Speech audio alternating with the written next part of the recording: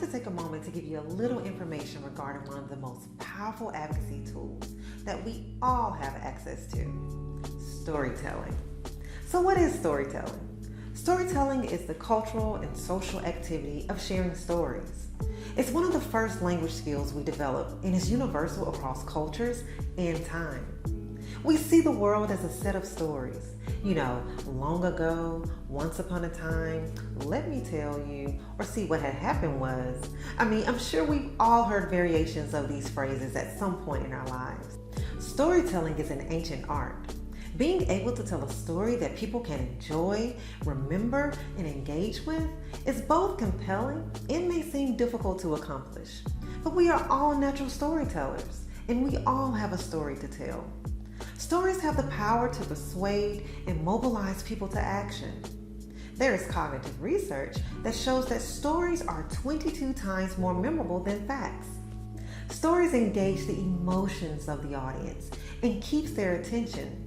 That's why storytelling can help make the case for why a legislator should support a particular cause or a bill.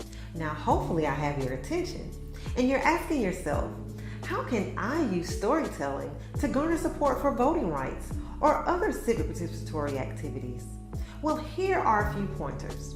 There are two key components that you want to keep in mind when crafting your story. The first component, the ask. Your ask should let legislators know why you are there and what you ultimately want.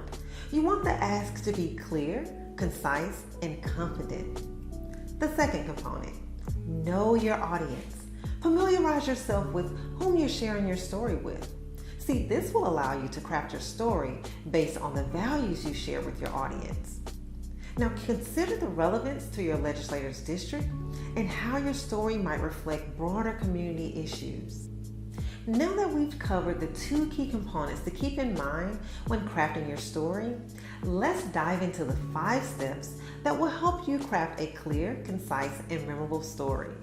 Step 1. Set the scene.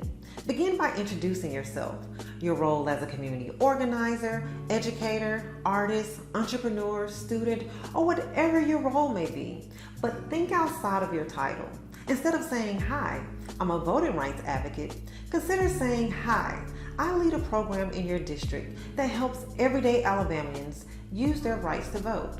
Lay the groundwork for your story by describing and setting the context and establishing the stakes. For example, you could say something like, "Currently, some Alabamians aren't able to use their voice and vote in our state." Step 2, describe the challenge. This is where you share the impact. Whether you are directly or indirectly impacted, it's important to explain the impact as detailed as possible. How did you feel? What did you see? What did you hear? Step 3, convey the struggle. When describing the challenge, use emotional appeal. How did the issue impact you personally? How did it impact the individual? What internal, physical, emotional, mental, or philosophical changes did you or they face? Describe your struggles with vivid language, strong adjectives, and key details that communicates that the struggle is real. Whether it's real hard, real sad, real frustrating, just make sure that you convey it's real. Step 4, introduce the resolution.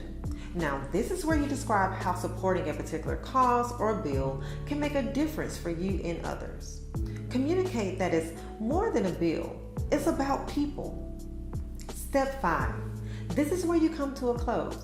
This is a final, well-crafted sentence that you leave with the legislator that re-emphasizes the importance of your story and includes a reiteration of the ask.